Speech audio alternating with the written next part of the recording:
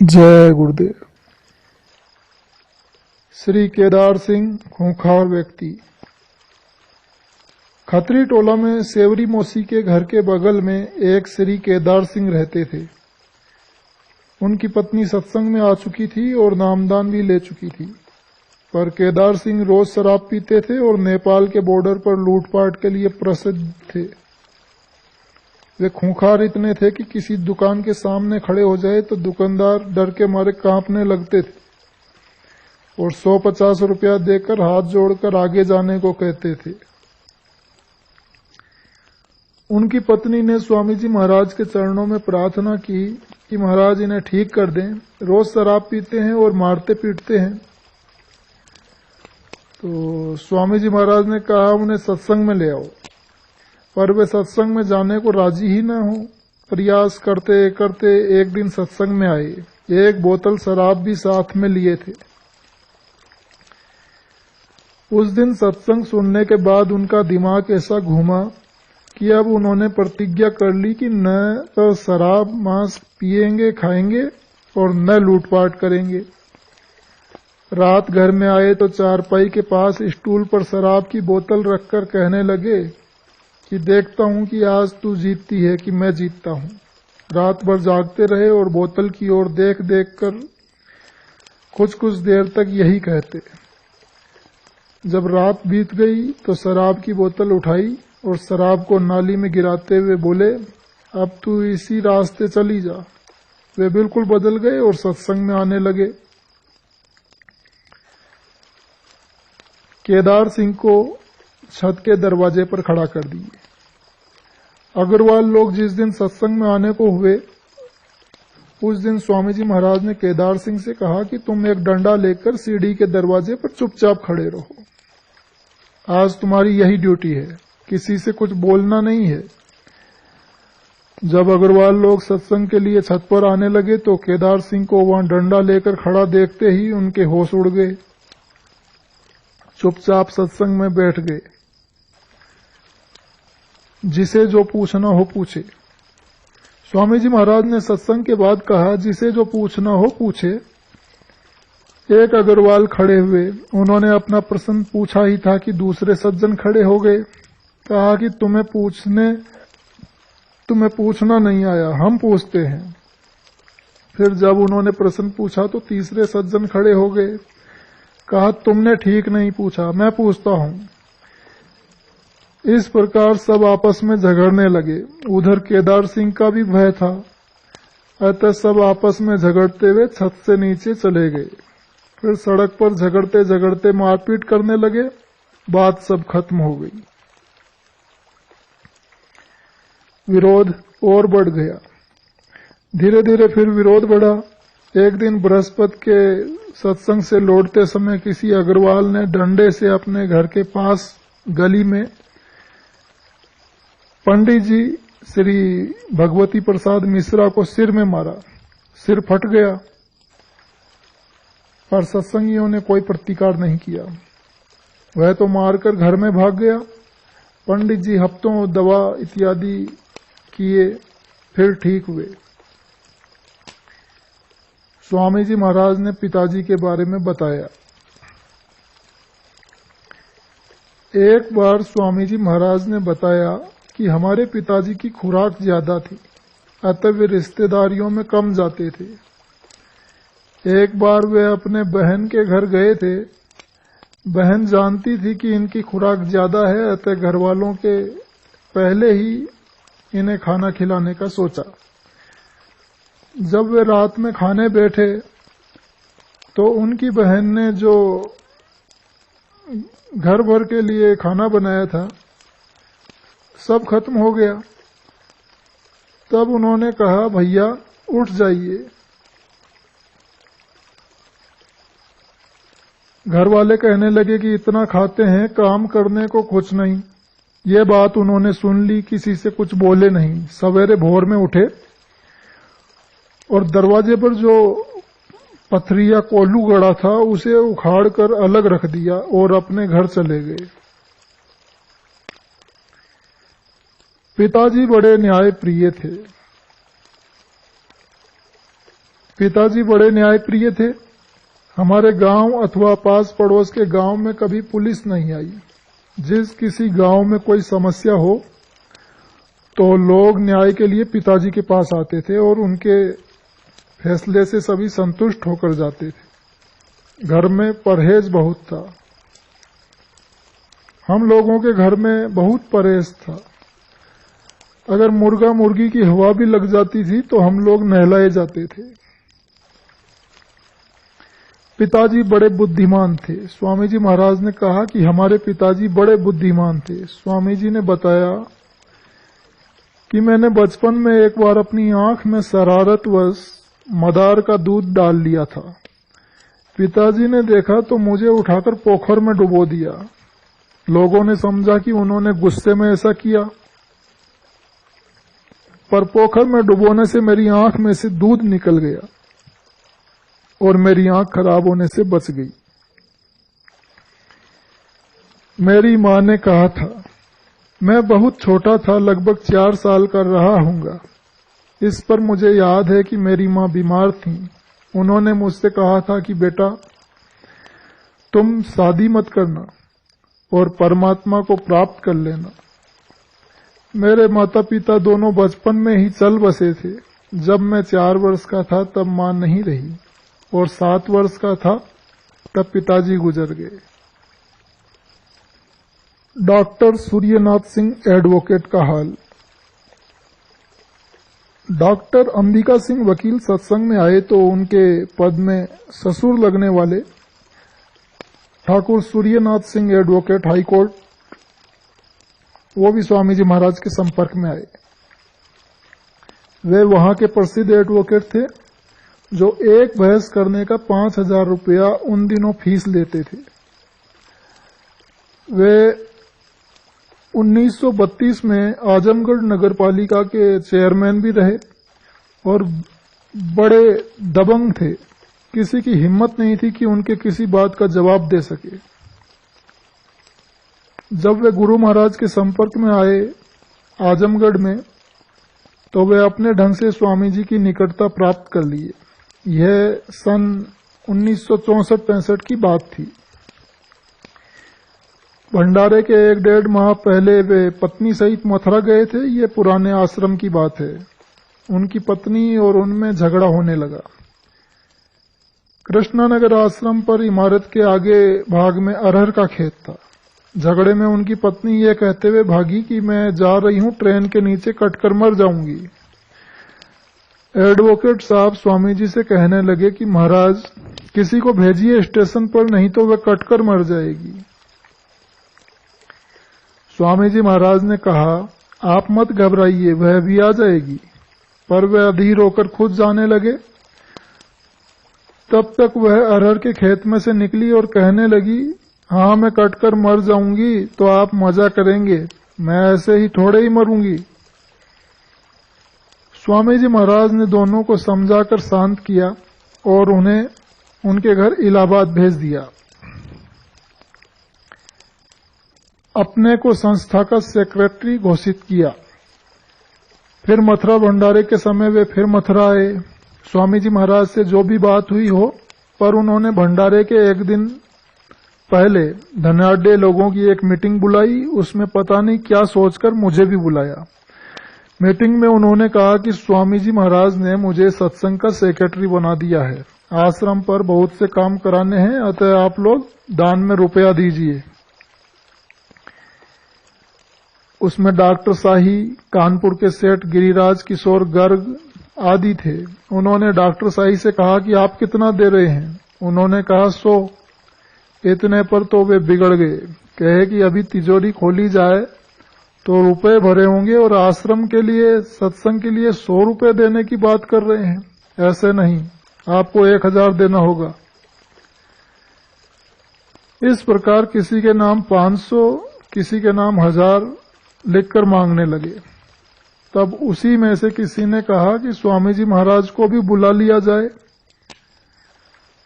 जब स्वामी जी महाराज आए और लोगों से रुपए की बातें सुनी तो उन्होंने ठाकुर सूर्यनाथ सिंह से कहा, दादाजी, इसी संबोधन से स्वामी जी महाराज उन्हें बुलाते थे, दादाजी, आपको तो संगत बढ़ाने के लिए कहा था, आप ये सब क्या करने लगे? तो वे उन्होंने स्वामी जी से कड़े शब्दों में कहा, आप चुप रहिए, मैं अपने ढंग से करूंगा। आपको केवल इतना ही करना है कि जहां मैं कहूं वहां बैठकर सत्संग कर दें, बाकी किसी चीज से कोई मतलब नहीं। सब लोग सुनकर हक्का बक्का रह गए। स्वामी जी महाराज मेरी ओर देखकर कहे, शंभू, तुम यहां क्या कर रहे हो? जाओ अपना काम करो। मैं बाहर निकल आया। फिर तो धीरे धीरे सब लोग बाहर निकल आए। लोगों को ठाकुर सूर्यनाथ सिंह की बात बहुत खराब लगी। लोगों ने कहा, सोचिए, उन्होंने अपने को स्वामी जी महाराज से भी ऊपर समझ लिया। ठाकुर सूर्यनाथ सिंह ने भंडारे के दिन इलाहाबाद जाने को कहा। दूसरे दिन उनके पास किसी मुकदमे की बहस के लिए सूचना आई। यह बहस भंडारे के दिन ही पड़ रही थी। उन्होंने स्वामी जी महाराज से कहा, महाराज, आज्ञा हो तो हम चले जाएं। जो 5,000 फीस के मिलेंगे वह लाकर भंडारे में दे देंगे। स्वामी जी महाराज ने कहा, ऐसे रुपयों को हम ठीक नहीं समझते।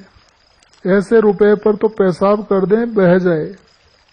यहाँ गरीबों की खून पसीने की कमाई का रुपया लगता है। आप जाना चाहें जाएं, हम मना नहीं करते। खैर वे गए नहीं। संभव है तारीख बदलवा ली हो। जब भंडारा खत्म हुआ तो चले गए। स्वामी जी महाराज को प्रणाम करने गया तो उन्होंने कहा, शंभू, दादाजी को देख लेना। अमर संदेश में छापने हेतु मैटर भेजा। हम लोग भंडारे से लौटे तो दादाजी ने मेरे पास अमर संदेश में छापने के लिए एक सूचना भेजी कि ठाकुर सूर्यनाथ सिंह सत्संग के सेक्रेटरी बनाए गए हैं। अब सेक्रेटरी जिलों का दौरा करेंगे और रुपए इकट्ठा करेंगे। कुछ जिलों के नाम तथा दौरे की तारीख भी लिखी थी। मैंने उस मैटर को अमर संदेश में नहीं छापा। उन्होंने इसे बर्दाश्त के बाहर गुस्ताखी समझा।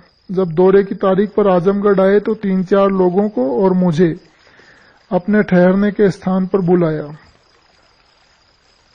भाई राम समूद जी, भाई श्री राम वर्मा, टाइप बाबू और मैं, सब लोग उनके पास शाम को गए। उन्होंने पहले तो राम समूद जी को समझाया कि जो लोग पैसे से मजबूत हों उन्हें कल शाम को अपने यहाँ मीटिंग में बुला लेंगे। वहीं मैं आऊंगा तो रुपए वसूलने का काम शुरू होगा।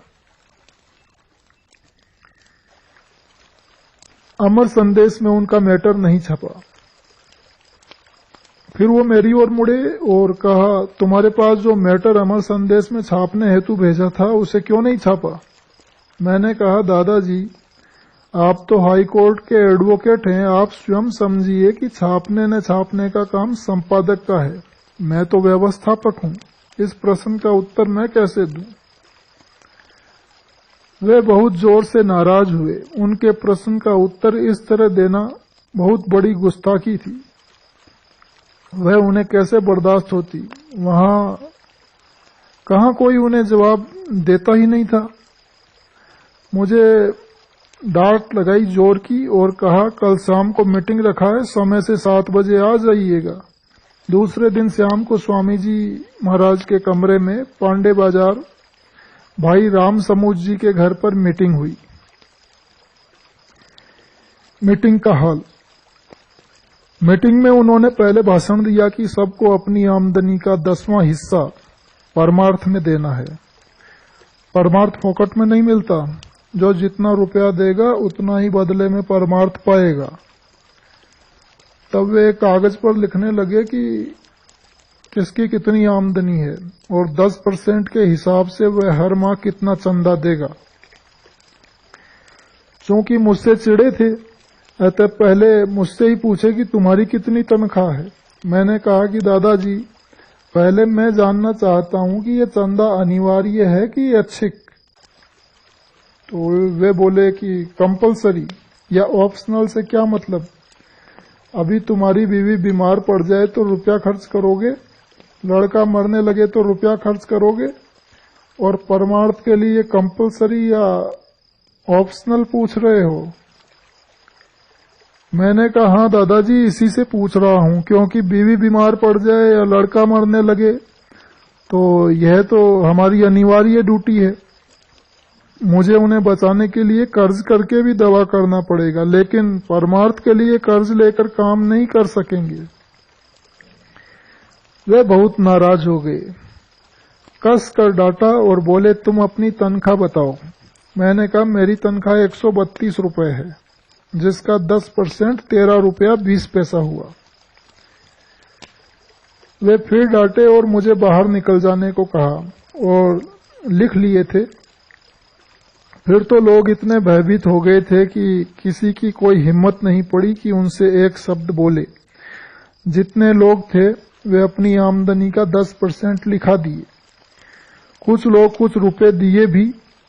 मैं जब कमरे में से बाहर निकल रहा था तो उन्होंने कहा कल दोपहर में मैं तुम्हारे प्रेस की आमदनी और खर्च को चेक करने आऊंगा। मैंने कहा दादाजी ठीक है, पर जो घाटा होगा वह कौन देगा? कहने लगे मैं दूंगा। मेरे कमरे में से चले जाने के बाद लोगों को उन्होंने समझाया कि यह मास्टर बहुत बदतमीज है, हर बात का जवाब देता है, इसका सोशल बाइकाट करना है, कोई इससे नहीं बोलेगा, इसे संगत से निकलवाना है। मेरा सोशल बाइकाट हुआ। मेरा सोशल बाइकाट हो गया।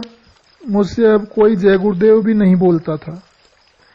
दूसरे दिन दोपहर में दादाजी मेरे पास आए। जनवरी का महीना था, धूप में बैठा था। बात शुरू हुई। उन्होंने पूछा कल शाम को तुम पागल हो गए थे क्या कि तुम ऐसे ऐसे प्रश्न पूछने लगे? मैंने कहा नहीं दादाजी, मैं कल भी होश में था और आज भी होश में हूं। मेरी तनख्वाह तो 132 रुपए है और खर्च 150 है, तो अभी तो मैं 18 रुपए और कमाने के तरीके सोच रहा हूं। अतः कोई ऑप्शनल खर्च होगा तो मैं उसे नहीं करूंगा, पर कोई व्यक्ति जिसका खर्च 10,000 रुपए है और आमदनी 15,000 हो तो उसे 2,000 देने में कोई संकोच नहीं होगा। इसी से पूछा था कि यह चंदा कंपलसरी है या ऑप्शनल है। उन्होंने बात बदलकर कैश बुक मांगी। मैंने उन्हें दिखा दी। 25 रुपए घाटा था तो उन्होंने अगली बार आने पर देने को कहा। अब मेरा बाइकाट हो गया। मुझसे न कोई कुछ बोलता न जय गुरुदेव करता। मैं सत्संग में शुरू होने पर चुपचाप पीछे जाकर बैठता और खत्म होने के पहले उठकर चला आता। समय बीता। मेरे खिलाफ 28 पेज का पत्र दादाजी ने स्वामी जी महाराज के पास भेजा, जिसमें सब बातें लिखकर अंत में मुझे संगत से निकाल देने के लिए लिखा था। स्वामी जी महाराज ने उनके उत्तर में मुझे पत्र लिखा, शंभू सदा प्रसन्न रहो, तुमने जो किया ठीक किया, आगे भी ध्यान रखना। पत्र मिला तो सदा की भांति में स्वामी जी महाराज का पत्र लेकर भाई राम समुद्र जी के पास गया। पत्र दिखाया तो मेरा बाइकाट खत्म हो गया। सब लोग फिर जय गुरुदेव करने लगे और फिर सब पहले जैसा हो गया। दादाजी ने स्वामी जी महाराज से पूर्ण गति को पहुंचाने को कहा। समयांतर पर दादाजी आजमगढ़ आए हुए थे। उन्होंने स्वामी जी महाराज से अर्ज किया कि मैं बूढ़ा हो गया हूं, मेरी साधना पूरी करा दीजिए। स्वामी जी महाराज ने उत्तर दिया कि यह तो तुम्हारे करने के ऊपर है, करोगे तो मिलेगा, नहीं तो नहीं मिलेगा। वे निराश हुए और स्वामी जी महाराज से कहा कि फिर मुझे अपने यहां से छुट्टी दे दीजिए, मैं दूसरे महात्मा के यहां जाऊं। स्वामी जी महाराज ने कहा मैं तो किसी को बांधे नहीं हूं, आप जहां चाहें वहां जाएं, मेरी ओर से कोई मनाही नहीं है। वे स्वामी जी महाराज को छोड़ दिए। और भारत के अनेक नामी पुरुषों के यहाँ गए। कुछ कुछ समय दिया, कुछ न मिला तो उन्हें छोड़ दिया, फिर दूसरे के यहाँ गए। दादाजी बस में मुझे फिर मिले। एक बार वे इलाहाबाद से आजमगढ़ अपने घर आ रहे थे। उसी बस में मैं भी जौनपुर से आजमगढ़ आने के लिए चढ़ा। तब बस में इंटर क्लास और थर्ड क्लास होता था। वे आगे इंटर क्लास में बैठे थे, मैं पीछे उन्हीं की सीट के पीछे थर्ड क्लास में बैठा था। उन्हें पहचान कर जय गुरुदेव किया। कुछ बातें होने लगी तो मैंने पूछा, दादाजी आप इतना भारत भ्रमण कर अनेक महात्माओं के पास गए, बहुत अनुभव किया, आपने क्या निष्कर्ष निकाला? उन्होंने कहा, सच पूछो तो बाबा जय गुरुदेव के जैसा प्रैक्टिकल अनुभव कराने वाला कोई महात्मा नहीं मिला। थ्योरी जानने वाले, वाचक ज्ञान कराने वाले तो मुझे बहुत मिले, पर बाबा जय गुरुदेव जी जैसा महात्मा मुझे कोई नहीं मिला। तब मैंने कहा, दादाजी तब फिर से स्वामी जी महाराज के पास चले आइए। पर वे फिर स्वामी जी महाराज के पास नहीं आए और कुछ समय बाद उनका शरीर छूट गया। जय गुरुदेव।